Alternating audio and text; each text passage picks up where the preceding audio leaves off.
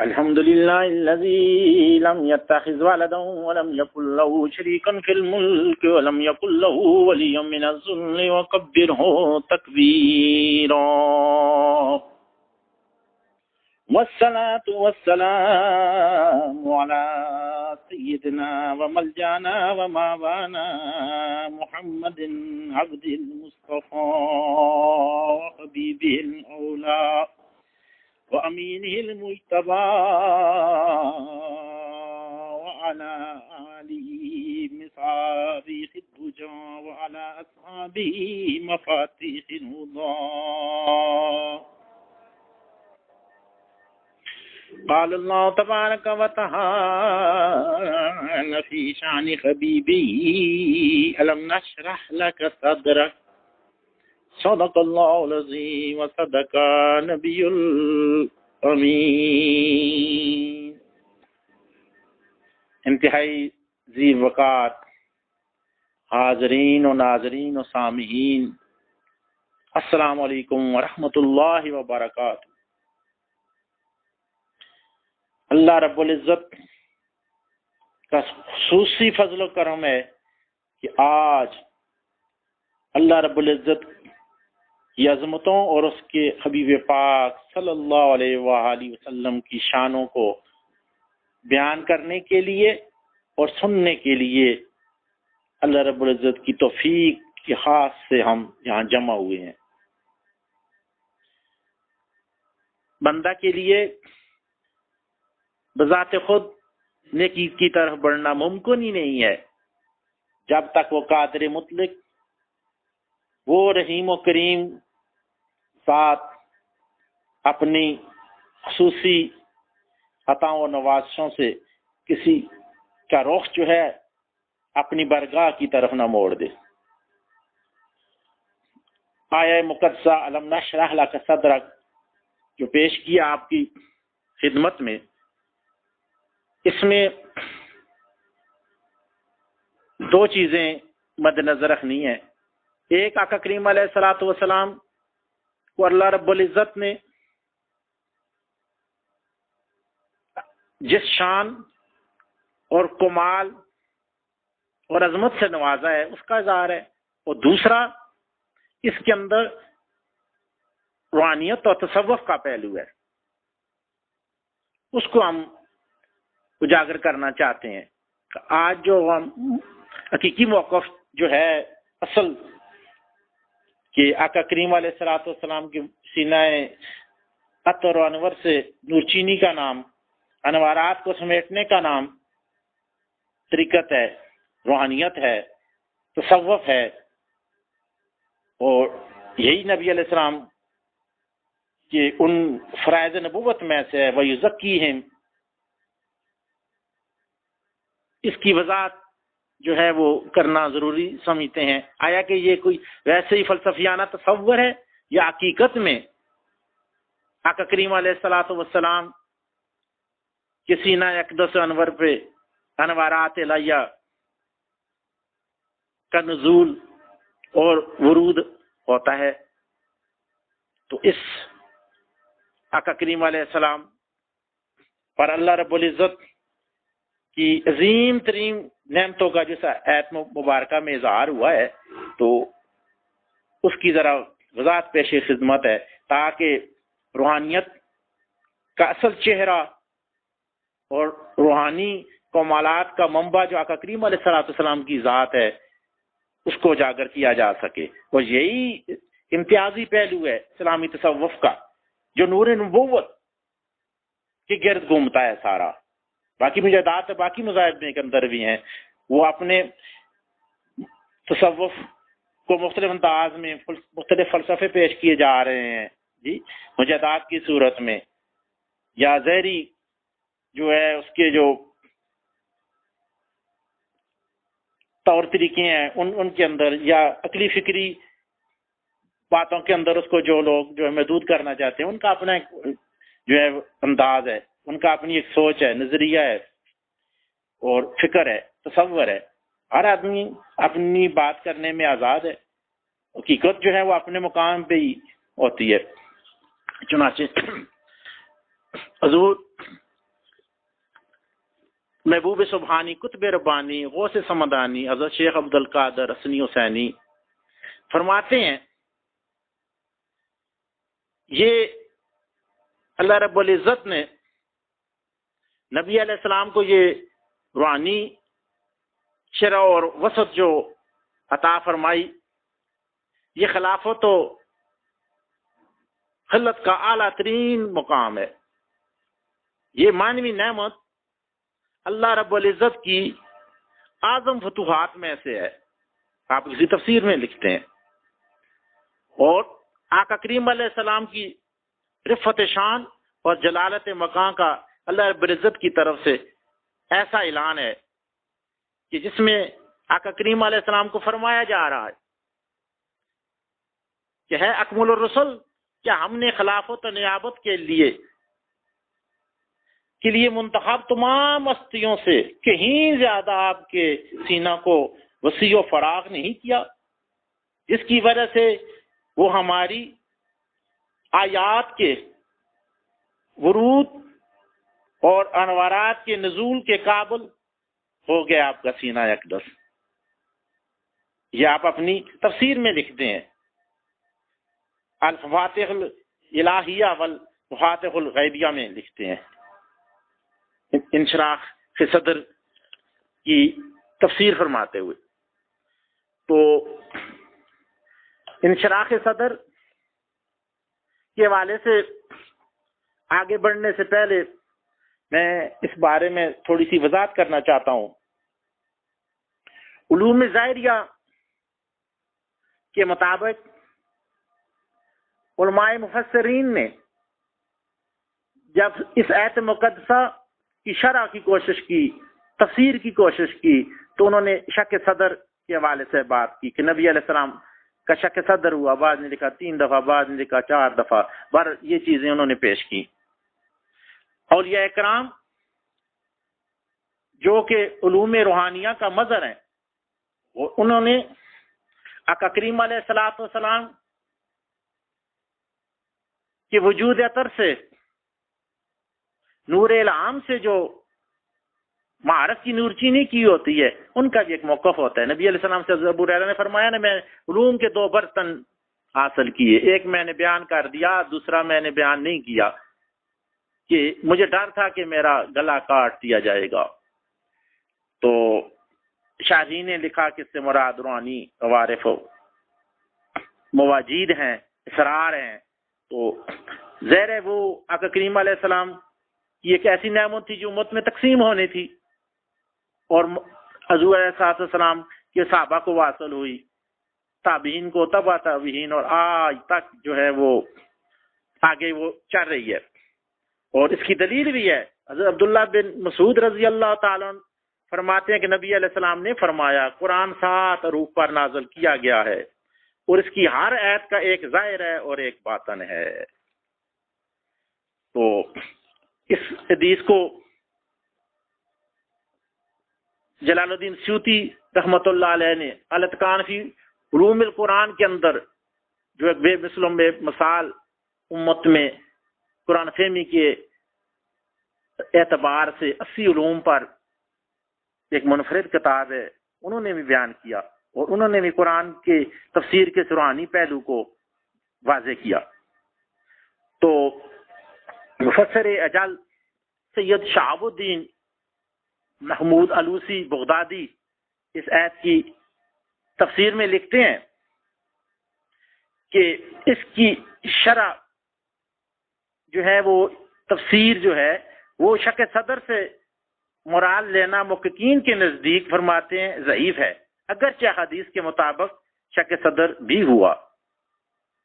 یعنی وہ فرماتے ہیں کہ یہ شک صدر ایک ظاہری شہری معاملہ ہے، جبکہ انشراح صدر باطنی نورانی اسرار و معارف اور حقائق و انکشافات پر مبنی معرفت، محبت، معیت اور قربت الہی کا نام ہے. تو اسی طرح دیگر امت کے اجل اکابرین جو ہیں انہوں نے بھی اس روحانی پہلو پہ بات کی ہے، جس میں حضور مجدد الفسانی شیخ احمد سرندی فاروقی، جن کو 1000 سال کا مجدد ہونے کا شرف حاصل ہے، اور ان کے فرزند جناب خواجہ محمد معصوم رحمۃ اللہ علیہ نے، اور اس کے علاوہ دیگر مفسرین جو ہیں انہوں نے بھی اس پہ بات کی ہے. اور یہ روحانی پہلو جو ہیں یہ ان کو اجاگر کرنے والے مفسرین بے شمار ہیں. میں وقت کی کمی کے ساتھ 2-4 کا نام لینا مناسب سمجھتا ہوں. تفسیر قرطبی، تفسیر البیان، تفسیر المعانی، تفسیر مظہری، تفسیر کشیری، جی اسی طرح دیگر تفاسیر کے اندر بھی یہ آیات کے روحانی جو معارف ہیں وہ بیان ہوئے ہیں. تو آیا اس کا مطلب اور معنی ہم جب سمجھنے کی کوشش کریں گے تو اجل مفسرین و محدثین جن کا حضور علیہ الصلوۃ والسلام کی امت کے اندر ایک خصوصی مقام ہے، اور جن کی شرعی اور روحانی حیثیت جو ہے وہ مسلمہ ہے، تو ان کی آراء جو ہیں وہ پیش خدمت ہیں تاکہ اس آیت مقدسہ کی صحیح وضاحت جو ہے وہ ہمارے سامنے آ سکے. حضرت علامہ آلوسی فرماتے ہیں کہ آپ صلی اللہ علیہ وسلم کے لیے شرح صدر کا مطلب یہ ہے کہ نفس کو قوت قدسیہ اور انوار الہیہ سے اس طرح مؤید کرنا کہ روم کے سمندروں کے لیے آپ کا سینہ وسیع میدان بن جائے، ملکات کے ستاروں کے لیے آپ کا سینہ جو ہے وہ آسمان بن جائے، اور بے شمار تجلیات ربانیہ کے لیے آپ کا سینہ عرش بن جائے، اور ورودات روحانیہ کی بارشوں کے لیے آپ کا سینہ جو ہے وہ فرش بن جائے.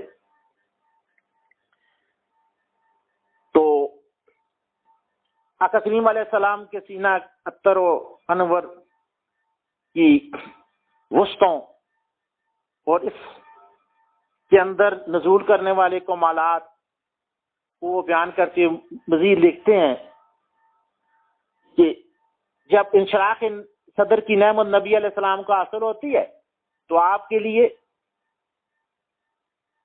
ماضی، حال اور مستقبل یکساں ہو جاتے ہیں. اسی لیے فرماتے ہیں کہ اللہ رب العزت اپنے احسان و امتنان کا ذکر فرما رہا ہے کہ محبوب کیا ہم نے آپ کا سینہ نہ کھولا. تو یہ اتنی عظیم نعمت ہے کہ اللہ رب العزت جو ہے آقا کریم علیہ الصلوۃ والسلام پر اس کا احسان جتلا رہے ہیں.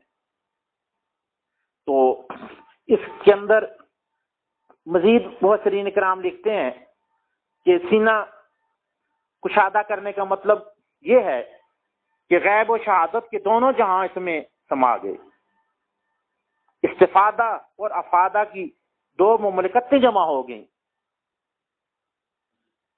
اب نتیجہ کیا ہوا کہ آقا کریم علیہ السلام کے علائق جسمانیہ کے ساتھ آپ کی وابستگی روحانی عطاؤں کے انوارات کے اصول میں رکاوٹ نہیں بنتی تھی. خلق کی بابودی و اصلاح کے ساتھ آپ صلی اللہ علیہ وسلم کا تعلق معرفت الہی میں استغراق سے رکاوٹ نہیں بنتا تھا. تو کہنے کا مقصد یہ ہوا کہ آقا کریم علیہ الصلوۃ والسلام کا انشراح صدر جو ہے یہ اللہ رب العزت کی روحانی عطاؤں کا ایک دوسرا نام ہے. تفسیر مظہری کے اندر قاضی ثناء اللہ پانی پتی رحمۃ اللہ علیہ نے علم آدم اسماء کلھا کے تحت یہ آقا کریم علیہ السلام کے وجود اطہر پہ انوارات الہیہ کے نزول کو واضح کیا. فرمایا کہ آدم علیہ السلام میں روح پھونکے جانے کی دیر تھی کہ انوارات ذاتیہ جو تھے نبی علیہ السلام کو منتقل ہو گئے. تو آقا کریم علیہ السلام کا قلب جو ہے وہ تخلیق اول ہے، آپ اول بھی ہیں آخر بھی ہیں. یا آپ کے اسماء میں سے بھی ہے. تو آقا کریم علیہ الصلوۃ والسلام کے کلم مبارک کو 2 جہتیں عطا کی گئیں. ایک اللہ رب العزت کی بارگاہ سے انوارات تجلیات اور اسرار و معارف کو قبول کرنا اور پھر ان کو اپنی امت میں تقسیم فرمانا. چنانچہ اجل مفسرین اکرام اس کی مزید وضاحت اس طرح فرماتے ہیں. ان میں امام فخر الدین رازی فرماتے ہیں اگر نشلق کی نون کو تظیم کی نون پر معمول کریں تو معنی یہ ہے کہ منعم کی عظمت نعمت کی عظمت پر دلیل ہے. تو یہ اس پر دلالت ہے کہ وہ شرح صدر اتنی عظیم نعمت ہے کہ عقلیں اس کی جلالت کی قوت کو نہیں پہنچ سکتی. سبحان اللہ.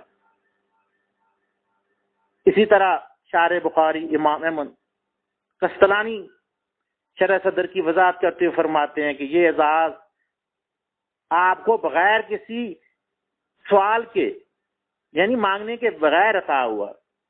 سبحان اللہ. یعنی فرماتے ہیں سینہ انور کی کشادگی اور انشراح کا مطلب یہ ہے کہ آقا کریم علیہ الصلوۃ والسلام کی سینہ انور و اقدس کو انوارات الہیہ کا معبد بنا دیا گیا. اس کو اتنی کشادگی عطا فرما دی گئی کہ انوارات تجلیات الہیہ اس میں سمانے لگے. سبحان اللہ. اور ذات میں کیا فرماتے ہیں حضور کو سراج منیر اسی وجہ سے کہا گیا ہے کہ وہ ہستی جو منبع نور ہے اور جس سے نور کا فیض حاصل کیا جاتا ہے. مواہب دنیا کے اندر آپ فرماتے ہیں. تو اسی طرح امام زرقانی جو ہیں انہوں نے بھی اسی پہلو کو اجاگر کی گیا. دیگر مفسرین اکرام جو ہوتے ہیں آقا کریم علیہ السلام کی امت کے جل لوگ جیسے امام ابو قاسم عبد الکریم کشیری جو روحانی دنیا میں ایک عظیم شخصیت ہے. ان کا رسالہ کشیریہ تصوف کی امہات الکتب میں ہے اور وہ مفسر قرآن بھی ہیں. وہ فرماتے ہیں اللہ رب العزت نے اپنے حبیب پاک صلی اللہ علیہ وسلم پر اپنے اسم جامع کی تجلی فرمائی. سبحان اللہ. یعنی سینہ انور پر انوارات الہیہ اور تجلیات ربانیہ کے نزول کا نام ہی انشراح صدر ہے. تو اس طرح نظر آتا ہے. فرماتے ہیں کہ یہ نبی علیہ السلام کو نعمت اس لیے عطا کی گئی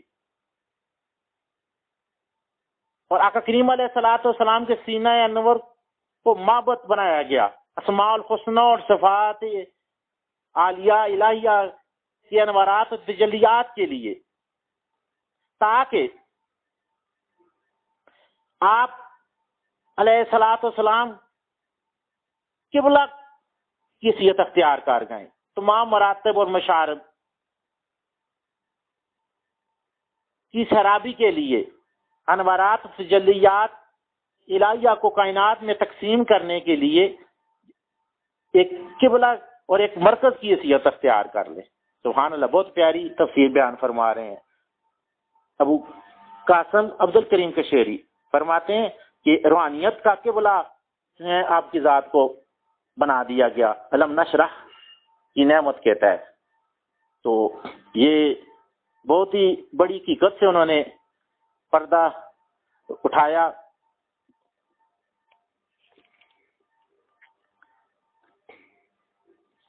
مزید اس آیت مقدسہ کی وضاحت اس طرح سمجھنے کی کوشش کریں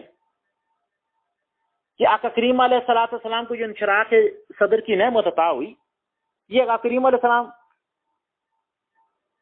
کو اس نعمت پر دوام حاصل ہے. جس طرح آقا کریم علیہ السلام کی آیات مقدسہ جو ہیں وہ اسی طرح ہے جس طرح آیات ظاہری میں تھی اسی طرح آیات برصغیہ باطنیہ میں ہے. جتنی نعمتیں اللہ رب العزت نے آپ کو دی وہ جاری و ساری ہیں. انا اعطیناک الکوثر آپ کو فرما دیا گیا تھا نا جی. مفسرین کرام نے لکھا ہے نا یعنی اللہ رب العزت کا وہ نور خاص کوثر سے مراد یعنی اللہ رب العزت کی ذات صفات اسماء کا نور ہے، جس میں باقی دیگر ساری نعمتیں اور ساری کثرتیں آ جاتی ہیں۔ تو آقا کریم علیہ الصلوۃ والسلام حیات ظاہریہ میں بھی انشراح کے صدر کی نعمت سے سرفراز تھے، اور آج بھی آقا کریم علیہ الصلوۃ والسلام اپنے روضہ انور میں اپنی شان مبوبیت کے ساتھ اپنے شاہی محل میں ایسے میوے استرات ہیں کہ اللہ رب العزت کی عطا کردہ فضل و کرم، رحمت و نعمت اور شفاعت و مغفرت اور ولایت و معرفت، عزت و دولت، علمیت و نورانیت کی خیرات وہ پوری کائنات میں تقسیم فرما رہے ہیں۔ یہ آقا کریم علیہ الصلوۃ والسلام کی مسند محبوبیت ہے، آقا کریم علیہ السلام کی پیغمبرانہ عظمت و رفعت کا اظہار ہے، اور آقا کریم علیہ الصلوۃ والسلام کی ذات جو ہے نا وہ عقل کی پہنچ سے بہت دور ہے۔ آقا کریم کے حقیقتوں کو پانا یہ سمجھ سے باہر ہے۔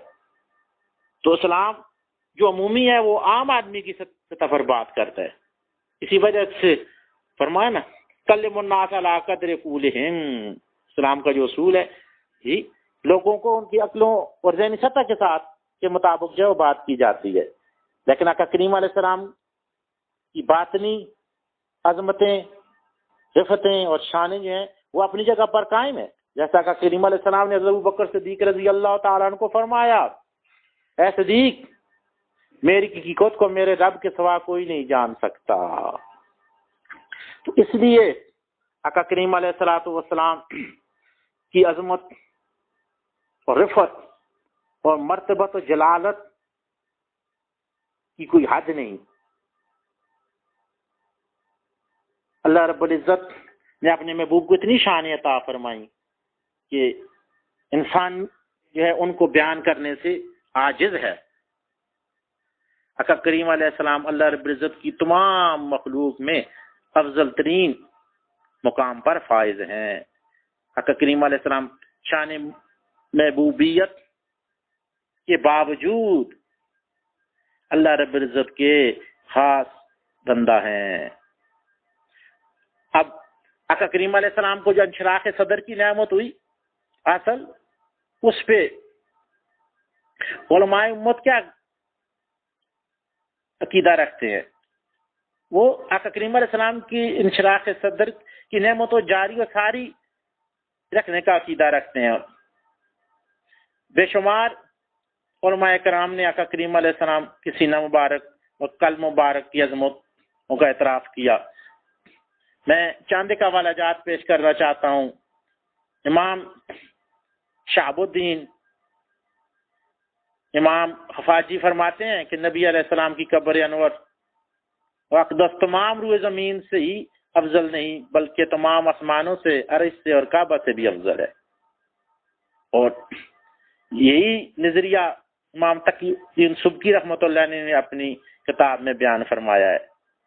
یعنی انوارات تجلیات الہیہ کا مابعث و منزل ہونے کی وجہ سے نبی علیہ السلام کا سینہ مبارک، قلب مبارک، بلکہ یہاں تک محدثین مفسرین نے لکھا کہ آقا کریم علیہ الصلوۃ والسلام کی وجود اطہر سے متصل جگہ سائے زمین جو ہے وہ بھی عرش اور کعبہ سے افضل ہے۔ یہ نبی امت کا یہ متفقہ اور اجماع کو ثابت کرنے والا عقیدہ ہے کہ آقا کریم علیہ الصلوۃ والسلام کی حیات برزخیہ میں بھی آپ کی قبر اقدس پر اللہ رب العزت کے فضل و کرم، رحمت و نعمت اور رضا و رضوان کے نزول کو تمام امت جاری و ساری مان رہی ہے، اور آقا کریم علیہ الصلوۃ والسلام ان تمام نعمتوں کو تقسیم فرمانے والے ہیں۔ تو اس لیے آقا کریم علیہ الصلوۃ والسلام کی ذات مقدسہ کی عظمتوں کو سمجھنا ہمارے لیے ایک ایمانی ضرورت ہے۔ اسی طرح امام قسطلانی رحمۃ اللہ تعالی علیہ نے موابل دنیا میں بھی بیان فرمایا، قاضی ایاز نے الشفاء شریف کے اندر، مولانا علی قاری رحمۃ اللہ علیہ نے بھی یہ علماء کا اجماع نقل کیا ہے کہ نبی علیہ الصلوۃ والسلام کا جسم مقدس اور جسم مقدس سے متصل حصہ زمین کعبہ معظمہ بلکہ عرش سے بھی افضل ہے۔ تو علماء اکرام کا یہ فرمانا جی ایک بہت بڑی بات ہے۔ جلال الدین سیوطی رحمۃ اللہ تعالی علیہ بھی اسی بات کی تائید کرتے ہیں اور فرماتے ہیں کہ آقا کریم علیہ الصلوۃ والسلام کا جسم مبارک، قلب اطہر اور متصل زمین جو ہے وہ عرش و کعبہ سے بھی افضل ہے۔ تو بے شمار علماء کرام کے عقائد و نظریات جو ہیں اس چیز کو تقویت دے رہے ہیں۔ جی امام محمد بن محمود ابن نجار جو ہیں انہوں نے بھی یہی عقیدہ بیان کیا ہے۔ سید سمودی جو ہیں انہوں نے وفال وفاب میں یہی عقیدہ بیان کیا ہے، یعنی امت ساری جو ہے وہ آقا کریم علیہ الصلوۃ والسلام کی روحانی عظمتوں، انشراح صدر کی وسعتوں اور عطاؤں پر متفق ہے۔ علامہ شامی رحمۃ اللہ علیہ نے بھی یہی عقیدہ بیان کیا ہے کہ آقا کریم علیہ الصلوۃ والسلام وجود اطہر جو ہے وہ عرش لو سے بھی افضل ہے۔ تو یہ افضل ہونے کا سبب جو ہے یہی ہے کہ انوارات و تجلیات کی عامہ وقت وہاں جو ہے وہ نزول رہتا ہے۔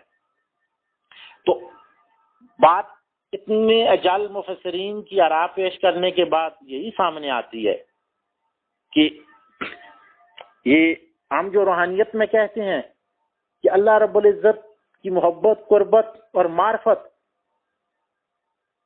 جو ہے وہ صرف نبی علیہ السلام کے سینہ مقدس سے نور چینی کرنے میں ہے، مشکات نبوت سے نور چینی کرنے میں ہے، آقا کریم علیہ الصلوۃ والسلام کے قلب منور سے متصل ہونے سے میں ہے۔ اسی لیے کہتے ہیں کہ تمام امت جو ہے آقا کریم علیہ الصلوۃ والسلام کے قلب مبارک، سینہ اقدس اور وجود اطہر و انور کی کعبہ و عرش سے افضل ہونے پر متفق ہے۔ علماء دیوبند میں سے مولانا خلیل احمد سہارنپوری نے علماء دیوبند کے عقائد کی مجموعی نمائندگی کرتے ہوئے لکھا، المعند المفند میں یہی عقیدہ لکھا کہ ہمارا بھی یہی عقیدہ ہے کہ نبی علیہ السلام کا قلب، جسم، بلکہ جس جگہ سے آپ آرام فرما رہے ہیں وہ متصل جگہ بھی عرش لو سے افضل ہے۔ تو کہنے کا مقصد یہ ہے کہ امت ساری کا اس پہ جو ہے وہ اجماع ہے۔ تو آقا کریم علیہ السلام کی یہ شان عظمت جو ہے انشراح کے صدر کے حوالے سے جو تھی وہ آیات ظاہریہ تک جو ہے نا وہ محدود نہیں تھی، کہنے کا مقصد یہ ہے نا۔ تو آج آقا کریم علیہ السلام جو اپنا فیضان امت میں بکھیر رہے ہیں،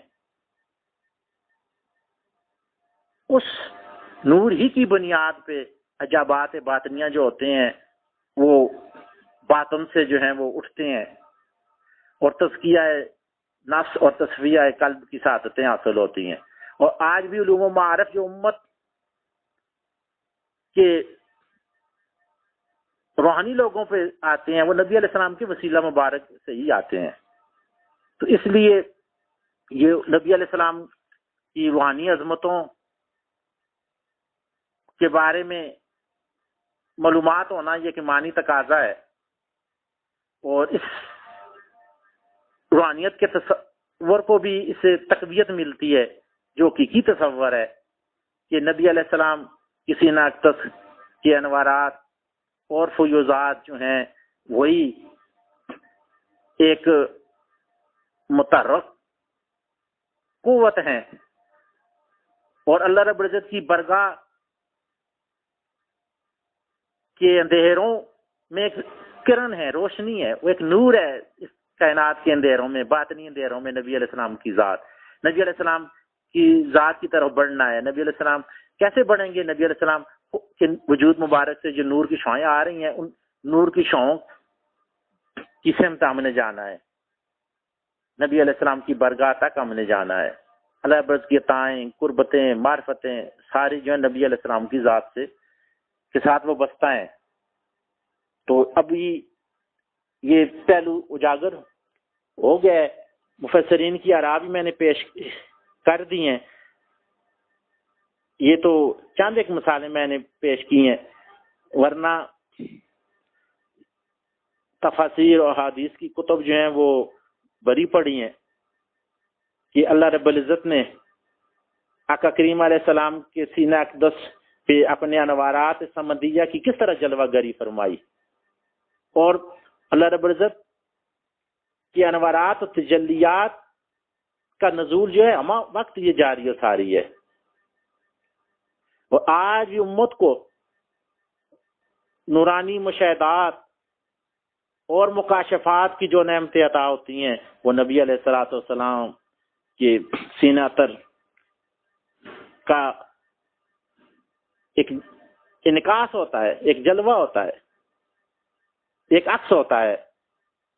تو اس لیے یہ بات جو ہے وہ درجہ یقین تک پہنچ چکی ہے، اور ایسی حقیقت ہے کہ کسی دور میں بھی اس کا انکار کرنے کی کسی کو جرأت نہیں ہوئی کہ تصوف اور روحانیت جو اسلام میں ہے، اور جو اصل حقیقی تصوف اسلامی اور روحانی ہے، وہ نبی علیہ الصلوۃ والسلام کے وجود عطر و انور سے متصل ہونا ہے، وہاں سے انوارات الہیہ اور تجلیات سمدیہ کو پانا ہے، اور اس نورانی اور روحانی نظام میں متصل ہو جانا، اس میں کنیکشن حاصل کر لینا، اس کا حصہ بن جانا ہی روحانیت ہے، اور یہی ایمان غیبی کو ایمان شہودی میں بدلنے کا ذریعہ ہے، یہی اپنے آپ کو آقا کریم علیہ السلام کے وجود سے نور چینی کر کے نور اخلاق سے منور کرنے کا ذریعہ ہے،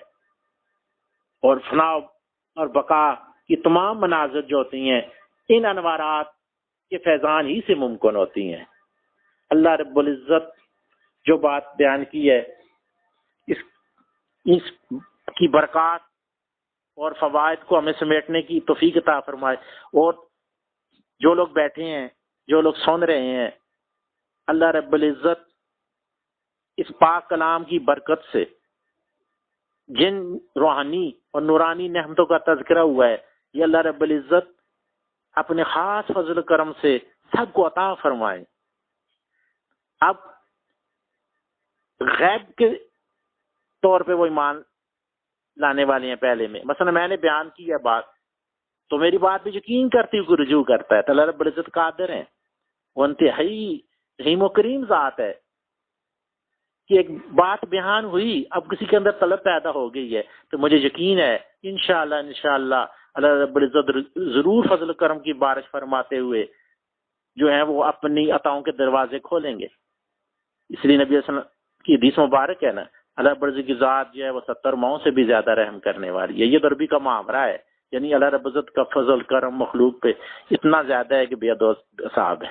فرمایا کہ بندہ ایک بالش اللہ کی طرف بڑھتا ہے جی، تو اللہ رب العزت کہیں زیادہ اپنی رحمت کو ادھر متوجہ کر دیتے ہیں، بندہ جو ہے وہ چل کے آگے بڑھنے کی کوشش کرتا ہے، حدیث کا مفہوم ہے، اللہ رب العزت جو ہے وہ جی وہ اپنی رحمتوں کو دوڑ کی رفتار سے بھی زیادہ ادھر متوجہ فرما دیتے ہیں۔ اللہ رب العزت جو ہے ظاہری اعضاء سے پاک ہیں، واجب الوجود ذات ہے، وہ عقلوں سے وراء الورا ہے، یہ انسانی سوچ فکر اور انسانوں کی ذہنی سطح کے مطابق سمجھانے کے لیے باتیں جو وہ بیان کی جاتی ہیں، تو یہ حدیث مبارکہ بھی ہمارے لیے ایک دلیل ہے۔ فرمایا اللہ فرماتے ہیں کہ بندہ جو ہے نوافل کے ذریعے میرا قرب حاصل کر لیتا ہے جی، تو اس کا میں ہاتھ بن جاتا ہوں، میں اس کی زبان بن جاتا ہوں جی، میں اس کی آنکھ بن جاتا ہوں جس سے وہ دیکھتا ہے۔ تو یہ رب ان چیزوں سے پاک ہے۔ مراد کیا ہے؟ رب العزت کی جو صفات ہیں نبی علیہ السلام پہ ان کی مظہریت ہوئی، ان کے فیضات و برکات نبی علیہ السلام کو عطا ہوئے، نبی علیہ السلام کے سینے سے آگے وہ خواص امت کو عطا ہوتے ہیں۔ تو اللہ رب العزت کی ان عطاؤں، ان قدرتوں، ان طاقتوں کا مظہر نبی علیہ السلام بنے۔ اس طرح بعد میں اولیاء کرام جو ہوتے ہیں ان کو یہ ان صفات کی مظہریت کی برکات حاصل ہوتی ہیں، یہ معنی ہوتا ہے۔ ورنہ رب ہے، وہ وحدہ لا شریک ذات ہے، الوہیت اور خالقیت اسی کی صفات ہیں۔ اس کے لیے جو بھی صفت استعمال ہوتی ہے یا اس کے اسماء کے لیے، صفات کے لیے، وہ اپنے اصلی معنوں میں ہے، حقیقی معنوں میں ہے، وہ قدیم ہے، اس کی صفات جو ہیں وہ ازلی ہیں، حقیقی ہیں، لامتناہی ہیں جی۔ جبکہ ہم نبی علیہ السلام کو یا باقی انبیاء کو یا اولیاء کرام کو جتائی ہوتے ہیں اللہ رب کی عطا کردہ ہوتی ہیں، مخلوق ساری عادت ہے انبیاء سمیت جی۔ اللہ رب العزت کی طرف سے جو صفات عطا ہوتی ہیں وہ اللہ رب العزت جتنی عطا فرمائی ہیں اتنی ہیں، تو لہذا کسی صفت کے الفاظ کے لحاظ سے مشترک ہونے کی وجہ سے یہ قرآن کے اندر بھی اللہ رب العزت نے اپنی اسماء کے لیے جو الفاظ استعمال کیے ہیں نبی علیہ السلام کے لیے بھی استعمال ہوئے ہیں، اسماء الحسنی نبی علیہ السلام کے اسماء میں بھی علماء نے ایک ہی اس کی توجیہ کی ہے، ہر دور کے علماء نے، کہ اللہ رب العزت کے لیے جو الفاظ ہیں وہ حقیقی اور اصل معنوں میں ہے۔ کہ اللہ رب العزت نے جو امت میں انبیاء، اولیاء کرام، ملائکہ یا کسی کو بھی جو چیز عطا فرمائی اللہ رب العزت کی عطا کردہ ہے، وہ سب ان عطائی صفات کے باوجود جو ہیں بندگی اور مخلوقیت کے دائرے سے باہر نہیں آ سکتے۔ رب ہے، اس کی مخلوق ہے، ہماری سوچ سے بھی بڑا فرق ہے۔ اللہ رب العزت جو ہے توحید کے نور سے ہمیں منور فرمائے، ہمارے قول، فعل، تصور، سوچ، عبادت، ہر چیز سے اللہ رب العزت جو ہے وہ توحید کے انوارات اور توحید کے پیغام اور توحید کی برکات جو ہے ان کو ظاہر فرمائے۔ اللہ رب العزت ہمیں شرک کے تصور، خیال اور اس کی ظلمت سے اپنے فضل کرم سے دور فرمائے اور ہمیں اپنے مقربین موحدین لوگوں میں شامل فرمائے۔ وما توفیقی الا باللہ العلی العظیم۔